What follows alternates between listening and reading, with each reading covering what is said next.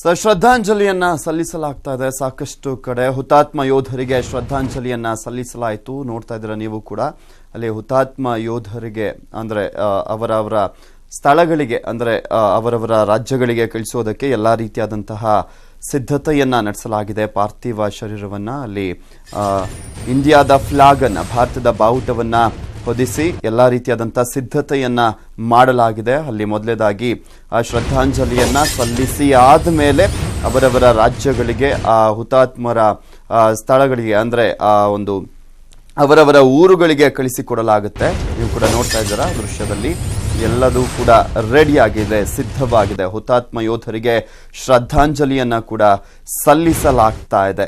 ಇದು ಪ್ರಮುಖವಾಗಿ 38 ಜನ ಯೋಧರು ಹುತಾತ್ಮರಾಗಿದ್ರು. ನಿನ್ನೆ ಒಂದು ಘಟನೆಯಲ್ಲಿ 38 ಜನ ಯೋಧರ ಪಾರ್ಥಿವ ಶರೀರಗಳನ್ನು ಈಗ ಅಲ್ಲಿ ಪ್ರಮುಖವಾಗಿ ಶ್ರದ್ಧಾಂಜಲಿಯನ್ನ ಸಲ್ಲಿಸಲಾಗ್ತಾ ಇರುವಂತದ್ದು. ಗೃಹ ಸಚಿವರಾಗಿರುವಂತಹ ರಾಜನಾಥ್ ಸಿಂಗ್ ಅವರು ಶ್ರದ್ಧಾಂಜಲಿಯನ್ನ ಸಲ್ಲಿಸಿದ್ದಾರೆ.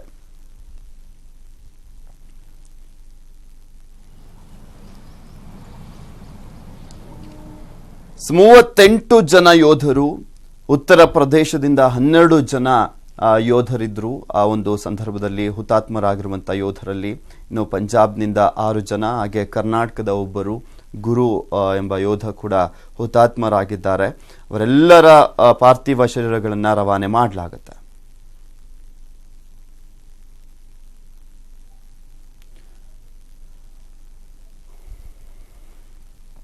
ಹುಬ್ಬಳ್ಳಿಯಿಂದ ನೇರ ಸಂಪರ್ಕದಲ್ಲಿ ಜಾಯ್ನ್ ಆಗ್ತಾ ಇದ್ದಾರೆ ರಮೇಶ್ ಕುಲಕರ್ಣಿ ಅಂತ, ಮಾಜಿ ಸೈನಿಕರು. ನಮಸ್ಕಾರ ರಮೇಶ್ ಕುಲಕರ್ಣಿ ಅವರೇ.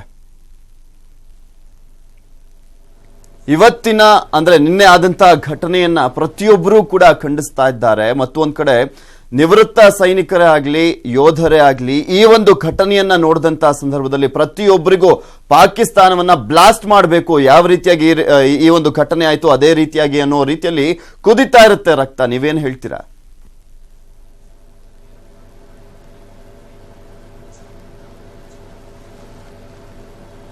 ನಾನು ಮಾತಾಡ್ಲಾ? ಎಸ್, ಮಾತಾಡಿ ರಮೇಶ್ ಕುಲಕರ್ಣಿ ಅವರು.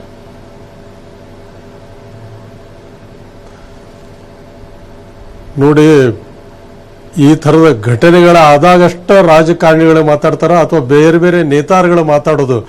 ಆದರೆ ಸೈನಿಕ ಇದ್ದವನಿಗೆ ಪ್ರತಿನಿತ್ಯ ಸಾವು ಮತ್ತು ಜೀವದ ಜೊತೆಗೆ ಹೋರಾಟ ನಡೀತಾನೆ ಇರ್ತದೆ. ಆದರೆ ಅವನ್ ಯಾವನ್ನೂ ಲೆಕ್ಕಿಸದೇ ದೇಶದ ರಕ್ಷಣೆ, ದೇಶದ ಜನರ ರಕ್ಷಣೆಗಾಗಿನ ಅವ ತನ್ನ ಪ್ರಾಣವನ್ನು ಇಟ್ಟಿರ್ತಾನ.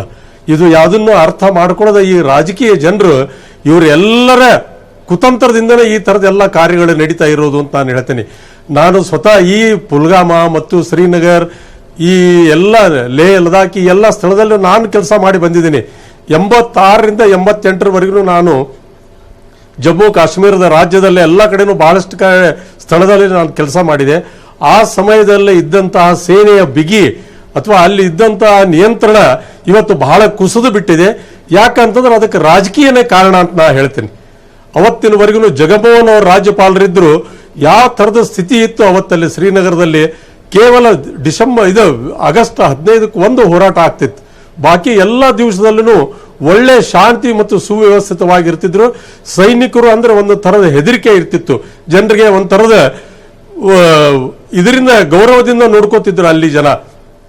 ಆದರೆ ಇವತ್ತು ಸೈನಿಕರ ಮೇಲೆ ಕಲ್ಲು ಒಗೆಯೋದು, ಅದು ಇದು ಯಾಕೆ ಆಗಿದ್ದಂತಂದ್ರೆ ಇದಕ್ಕೆಲ್ಲ ರಾಜಕೀಯನ ಕಾರಣ ಅಂತಂದು ಹೇಳಿ, ರಾಜಕೀಯ ಜನ ಕೇವಲ ತಮ್ಮ ಅಧಿಕಾರಕ್ಕೋಸ್ಕರ ಈಗೆಲ್ಲ ಏನೇನೋ ದೊಡ್ಡ ದೊಡ್ಡ ಮಾತಾಡ್ತಾ ಇದ್ದಾರೆ. ನಾನು ಆ ಥರ ಮಾಡ್ತೀವಿ, ಈ ಥರ ಮಾಡ್ತೀವಿ. ಎಲ್ಲ ಆದ್ಮೇಲೆ ಏನು ಮಾಡೋದಿದೆ? ನಿಮ್ಮ ಕೈಲಿ ದೇಶ ನಡೆಸ್ಲಿಕ್ಕೆ ಆಗ್ತಾ ಇಲ್ಲ ಅಂತ ನಮಗೆಲ್ಲ ಅನ್ನಿಸ್ತಾ ಇದೆ ಸೈನಿಕರಿಗೆ.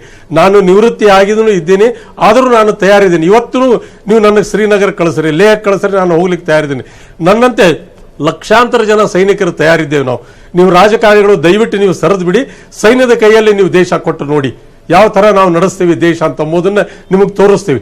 ನೀವು ಕೇವಲ ರಾಜಕೀಯದೊಳಗೆ ಯಾವುದನ್ನು ಏನು ಮಾಡದೇನೆ ಕೇವಲ ನಿಮ್ಮ ಗಲಾಟೆಯಲ್ಲೇನೆ ಇದ್ದು ನಮ್ಮನ್ನೆಲ್ಲ ಬಲಿ ಕೊಡ್ತಾ ಇದ್ದೀರಿ. ಇಲ್ಲ ಅಂದ್ರೆ ಸೈನ್ಯವನ್ನು ಮುಚ್ಚಿಬಿಡಿ, ದೇಶ ಮಾರಿಬಿಡಿ, ನೀವು ನಿಮ್ಮ ಕೈಲಿ ನಡೆಸ್ಲಿಕ್ಕೆ ಆಗಲಿಲ್ಲ ಅಂತಂದು ಹೇಳಿದ್ರೆ. ಅವ್ರು ಸತ್ತ ಮೇಲೆ, ಸೈನಿಕರು ಸತ್ತ ಮೇಲೆ ನೀವೆಲ್ಲ ದೊಡ್ಡ ದೊಡ್ಡ ಮಾತಾಡ್ತಿರಲ್ಲ, ಇದು ನಮಗೆ ಬೇಕಾಗಿಲ್ಲ. ಇದು ಆಗದಾಗಿ ನೋಡ್ಕೊಬಹುದು. ಯಾರು ಈ ದೇಶದ ರಕ್ಷಣೆಗಿದ್ದಾರ ಅವ್ರಿಗೇ ರಕ್ಷಣೆ ನಿಮಗೆ ಕೊಡ್ಲಿಕ್ಕೆ ಆಗಂಗಿಲ್ಲ ಅಂದ್ರೆ ದೇಶದ ಜನಕ್ಕೆ ಏನ್ ರಕ್ಷಣೆ ಕೊಡ್ತೀರಿ? ಏನ್ ದೇಶಕ್ಕೆ ರಕ್ಷಣೆ ಕೊಡ್ತೀರಿ ನೀವು? ನಿಮ್ದು ಯಾರ್ದು ಅಧಿಕಾರದ್ದು ಇದು ನಮ್ಗೆ ಬೇಕಲ್ಲ, ಕೇವಲ ನಿಮ್ಗೆ ಇದ್ದಿದ್ದ ಆಸೆ ಅಂತಂದ್ರೆ ನಿಮ್ಮ ಅಧಿಕಾರ. ಏನ್ ಮಾಡಿದಿರಿ ನೀವು ಇಷ್ಟು ವರ್ಷದಿಂದ? ಎಲ್ಲ ರಾಜಕೀಯ ಪಕ್ಷಗಳು ಕೇವಲ ತಮ್ಮ ದೊಡ್ಡಸ್ತನ, ತಮ್ಮ ಹೆಸರು ಇದನ್ನೇ ಮಾಡಿದೆ. ಹೀಗಾಗಿ ಯಾವ ರಾಜಕೀಯದ ಇದರ ಮೇಲೂ ನಮಗೆ ವಿಶ್ವಾಸ ಉಳಿದಂತ ಸ್ಥಿತಿ ಬಂದಿದೆ. ಇವತ್ತು ಒಂದು ದಿವಸ ಮಾತಾಡ್ತಾರೆ ಎಲ್ಲ ರಾಜಕೀಯದವರು, ನಾಳೆ ನೋಡಿ ಎಲ್ಲರ ಬಾಯಿ ಮುಚ್ಕೊಂಡು ಮತ್ತು ತಮ್ಮ ವ್ಯವಹಾರದಲ್ಲಿನೇ ಇರ್ತಾರೆ. ಹೀಗಾಗಿ ಸೈನಿಕರು ಸತ್ತಿರ್ತಾರ, ಅವ್ರ ಮನೆ ಜನ, ಇವ್ರು ಯಾಕೆ, ಇವ್ರ ಸಂಬಂಧಿಕರು ರಮೇಶ್ ಯಾರು ಕುಲಕರ್ಣಿ ಅವರೇ, ನಿಮ್ಮನ್ನ ಮಾತಾಡಿಸ್ತಾ ಹೋಗ್ತೀನಿ.